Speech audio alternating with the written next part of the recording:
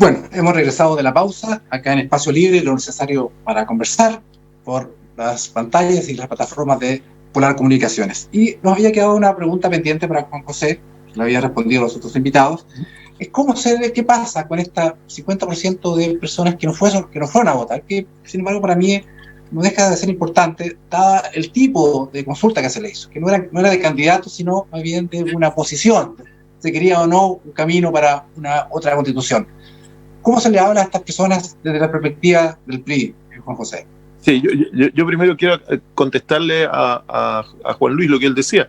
La verdad que llevamos los regionalistas 90 años desde 1930 diciendo lo mismo, y me extraña que no haya escuchado cuál es nuestra visión sobre el tema de cómo dividir administrativamente el país. La división en regiones es una propuesta del regionalismo que se hace a través de Odeplan en el año 1969. Y después se toma durante el gobierno, dictadura militar, pónganle el nombre que le pongan, pero después se toma a partir de esta propuesta que ya venía manejada desde el año 1969 desde Odeplan. O sea, el sistema de regionalización que existe en Chile es un logro y es una gestión del Partido Regionalista de Magallanes mirando los modelos homónimos de Alemania, de Suiza, etcétera. Así que esa es nuestra visión, y si tú me preguntas, yo creo que en su origen el regionalismo y un gran porcentaje de los regionalistas somos federalistas, así que nuestra visión es una sola. Nosotros propendemos a un sistema o con regiones más autónomas de lo que hoy día tiene Chile, o avanzar hacia un federalismo. Respecto a lo que tú me preguntas, bueno, yo creo que la respuesta es muy fácil. En el caso de Magallanes, Anita, Bárbara, Catalina y Daniela fueron a votar. En el caso de Chile, fue Anita, Bárbara, Catalina y Daniela a votar. Ellas votaron apruebo, Eloísa votó rechazo. Pero Francisca, Marcela, Emilia, Luisa y Dolores, ninguna de ellas fue a votar. Entonces, si tú me preguntas qué pensaban Marcela, Emilia, Luisa y Dolores, es decir, la mitad del padrón electoral, no podría decirlo porque no tengo una bola de cristal, pero me parece que la gente que fue a votar es la que estaba más convencida o la que tenía más ganas de que hubiera un cambio de constitución. Y la otra gente, que era la que no tenía tantas ganas de que hubiera un cambio de constitución, tenía más miedo de la pandemia, sabía que al final esto no decide mucho porque aquí es un proceso constituyente largo de 2 años y que al final igual vas a tener que volver a votar. Entonces, si tú me preguntas cuál es la lectura de esto, yo diría como los médicos, pronósticos reservados. No sabemos cómo pensaban aquellas personas que no fueron a votar. Perfecto. Oye, no. ¿Sí? No, dale tú. No, ahora, respecto de ya en esta nueva constitución que se va a hacer, hay temas que son fundamentales. El régimen presidencial, el régimen parlamentario, semi-parlamentario. ¿Qué piensa el Partido Republicano?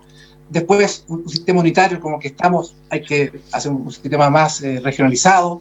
Estos dos temas, ¿cómo los ve el Partido Republicano? ¿Presidencial, semi-presidencial o unitario federal?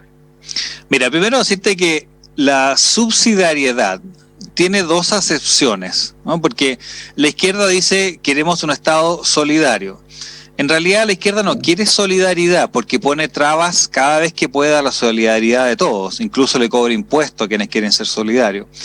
Pero más allá de lo solidario, lo subsidiario implica que el Estado actúa donde no pueden actuar los privados, ¿no es cierto? O las organizaciones intermedias, como las llaman. Pero también subsidiariedad implica que siempre que uno más chico puede realizarlo, que lo hagan más chico. Entonces, si la basura puede ser recolectada por el municipio, que sea recolectada por el municipio y no por la gobernación regional. Si la seguridad pública puede ser vista por la gobernación regional, bueno, que la vea la gobernación regional, no el Estado. Bueno, y obviamente hay cosas como la defensa nacional y las relaciones internacionales que son completamente del Estado y ahí no hay nada que hacerla. Pero entonces, quienes estamos por la subsidiariedad, queremos traspasar la máxima cantidad de poder hacia las regiones y hacia las comunas. Pero la izquierda va en la dirección contraria. Déjame darte un ejemplo. Por ejemplo, la reforma educacional, ¿qué es lo que hace? Le quita la educación a los municipios y se lo entrega a un servicio local que está conectado directamente con el Ministerio de Educación. Por lo tanto, hoy día, la educación en porvenir depende de un tipo sentado en Santiago, en el tercer piso del Ministerio de Educación, y en Porvenir se quiere ver una ventana y va a tener que ir a preguntarle cuando se implemente el servicio local, no sé cuál es la situación específica de la región de Magallanes, pero entonces se centralizó la educación, entonces los valores y principios de la gente en Santiago que centralizó la educación es lo que va a llegar en el currículum de educación a la región de Magallanes. Nosotros estamos en contra de eso porque creemos en la regionalización. Ahora, respecto a la presidencia y semipresidencia, tiene que definirse bien, Hernán, qué se requiere, o sea, a qué se refiere con semipresidencial. Déjame darte un ejemplo. Si los parlamentarios, o sea, los políticos, pudiesen, políticos de regiones o de Santiago, pero particularmente de Santiago, pero da lo mismo, si los políticos pudiesen ingresar proyectos de ley que impliquen gasto al Estado, el Estado chileno quebraría al día siguiente. Y eso se lo digo como ex parlamentario que conozco perfectamente bien el sistema y conozco los parlamentarios de izquierda y de derecha. Entonces, si semipresidencial implica que los parlamentarios, los políticos, para tratar de ganar votos para la próxima reelección, pueden gastar el erario fiscal, me parece que es una mala idea. Ahora, si semipresidencial implica que los parlamentarios o existan alguna forma de distribución mejor del poder, bueno, revisémosla. Pero nosotros la postura republicana, si bien no la tenemos, tenemos un grupo que lo está haciendo, tenemos 15 personas que está viendo este tema específico, nosotros vamos a avanzar en regionalización, pero con mucha fuerza. Perfecto. Juan Luis, ¿cuál es la mirada de la democracia cristiana respecto a esto? ¿Un sistema presidencial o parlamentario, un sistema unitario o federal dentro de los extremos? ¿O hay algo intermedio? Bueno, fíjate que al interior, nosotros somos un partido igual bastante grande con diversos colores al mismo interior. De tal manera que hay varias posturas, por supuesto, al interior de la democracia cristiana y obviamente que ya estamos en las conversaciones para ver, por ejemplo, cuál va a ser nuestra postura general, ver efectivamente eso, pero sin lugar a duda el concepto de la descentralización, de tener un poquito más de poder en nuestras regiones es fundamental, porque hay que recordar, ya lo mencionó Juan José Arcos, o sea, surge en 1969, pero ojo, surge también esto en el gobierno de Frei Montalva, también un demócrata cristiano. Es una mirada que viene efectivamente de muchos años en el ámbito del trabajo que está vinculado con cómo nosotros vamos a repartir básicamente el poder que existe y que no se encuentre todo centralizado. En la actualidad, y yo creo cuando nosotros empezamos a analizar elementos, porque practican una tendencia en ocasiones en el contexto del terror de lo que va a suceder, que yo creo que fue una mala estrategia por parte del rechazo, generar, por ejemplo, nuevamente una campaña relacionada mucho con que nos vamos a convertir tal vez en alguno u otro país. Nosotros vemos con esperanza básicamente este proceso, en particular por el hecho de que nosotros vinculamos el aspecto de que en realidad podamos tener una mirada por parte del Estado que sea un poco más solidaria de la que existe hoy en día. Hay muchos puntos dentro de la Constitución, Hernán, que menciona claramente de que en realidad el Estado solamente va a ingresar en determinados contextos a satisfacer básicamente esas demandas sociales. Ya lo vemos, por ejemplo, hoy en día, tal vez ahí Rojo me puede también ir clarificando en ese aspecto, pero hoy día, por ejemplo, ya hay un pronóstico reservado sobre este segundo retiro del 10%, porque nuevamente el concepto de si es constitucional o inconstitucional nuevamente surge por parte de palabras de algunos de los sectores de derecha que te mencionan claramente de que en realidad se reservan el derecho para ver si en ese segundo retiro van a decir nuevamente que es efectivamente aceptado o no desde el punto de vista de la mirada de la Constitución. De tal manera que los cambios que tienen que existir básicamente en la Constitución son claros porque están relacionados no solamente con acceder a ciertos derechos sociales, sino que también a tener básicamente lo que se ha conversado, a también tener el derecho de poder estar en ese tipo de aspectos. Entiendo que la Constitución, como se menciona, pero tampoco demonizarla, el concepto, por ejemplo, de que una persona va a tener mejor trabajo, cosas así, en ningún momento se ha planteado por parte de nuestro partido que en realidad la Constitución va a solucionar el aspecto de tener, por ejemplo, mayores sueldos, mejores aspectos, pero sí hemos planteado que es la base que te permite efectivamente construir un Estado que sea más solidario y no tan subsidiario como existe hoy en día, Hernán.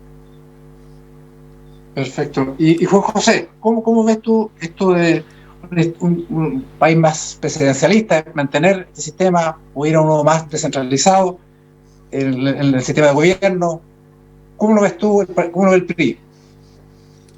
Yo vuelvo a insistir, en un país tan largo como el que nosotros tenemos, 5.000 kilómetros de largo, las decisiones tienen que ser tomadas en forma autónoma por las regiones, por lo menos las principales decisiones. Y qué mejor ejemplo el tema de la pandemia. Ahí tú tienes un claro ejemplo de cómo una política centralizada a los magallánicos no nos ha servido de nada. Llegamos a tener 1 o 2 casos de COVID diarios en la región. ¿Y qué pasó? El aeropuerto seguía trayendo gente de todos lados. Nosotros no podíamos ir a Natales, no podíamos... Un porvenireño con 0 casos de COVID no podía ir a Natales con 0 casos de COVID, pero sí podían llegar todos los días 500 trabajadores de distintas empresas sin PCR, sin ningún control al aeropuerto, 9 vuelos, 3.600 personas a la semana sin ningún control. Entonces, después de que subieron las tasas, que quedó la escoba, a la subsecretaria Daza se acordó y se le iluminó la ampolleta y dijo, ¿sabes qué? Vamos a pedir PCR para que la gente viaje a Magallanes.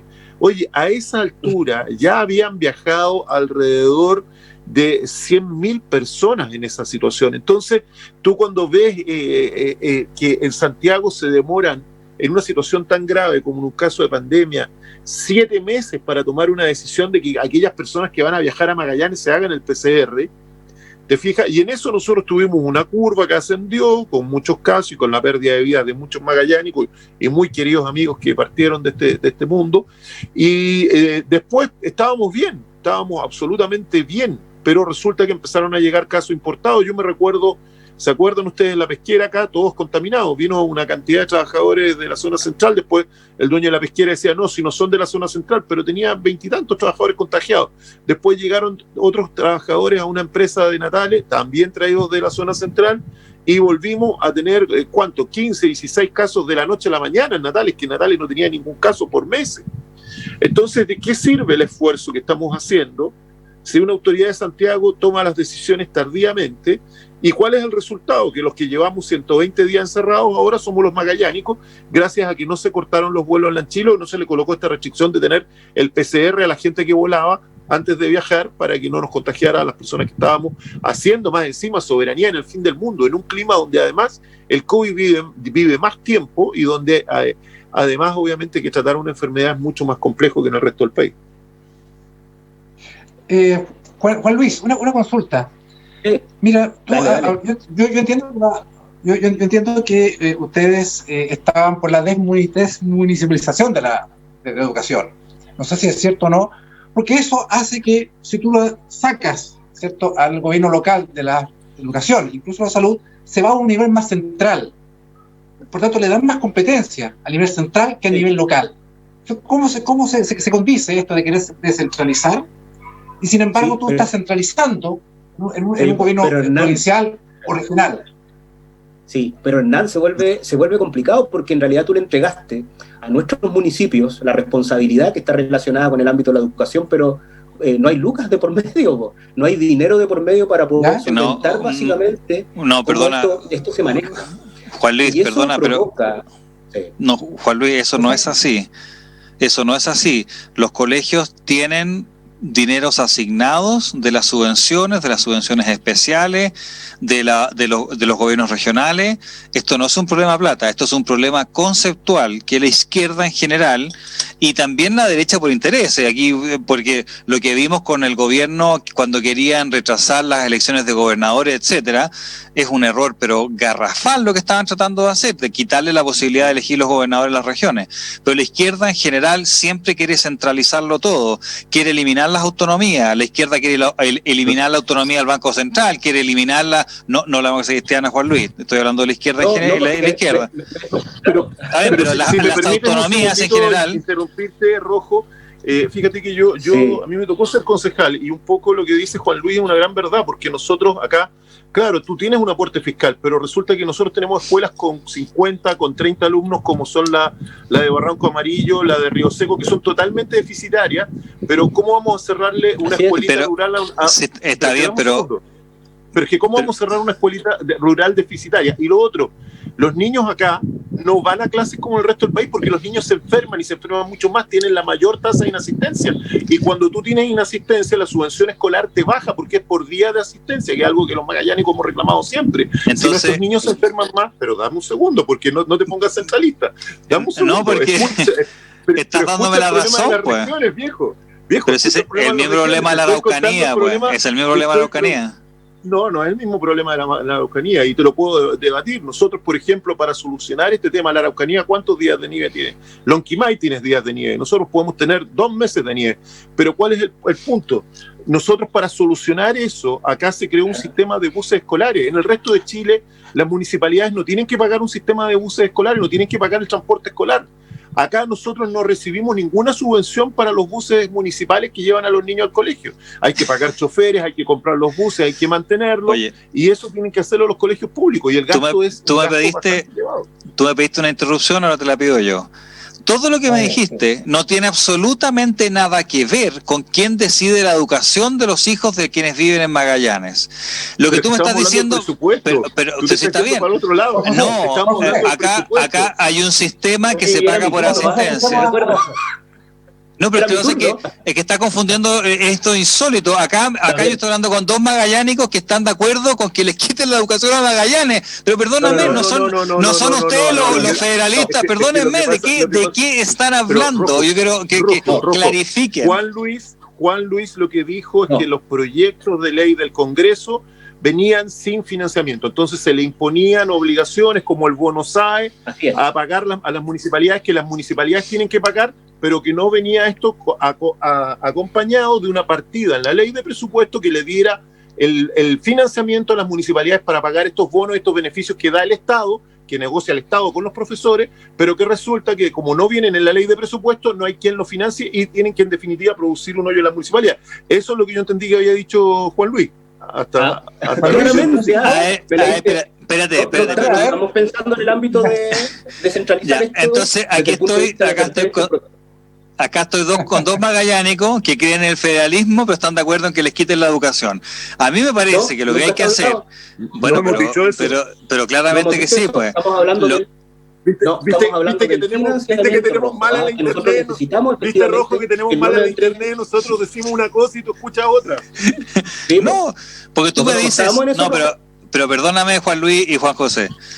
Tú me dices, se paga por asistencia. Eso es un problema de la ley en general. ¿Y tú crees que no se va a pagar por asistencia porque lo manejen en Santiago? Perdóname, el transporte rural, efectivamente hay que financiar el transporte rural. ¿Pero usted cree que lo van a financiar porque están en Santiago? Bueno, sea urbano, sea rural, lo que sea, el transporte escolar. Si tú necesitas un apoyo adicional, ¿qué es lo que te garantiza que un político en Santiago te lo va a dar? Es realmente increíble. Nosotros lo que tenemos que hacer es descentralizar. Para descentralizar, la salud tiene que estar... Por eso, la salud tiene que estar en la región, la educación tiene que estar en la región, las decisiones...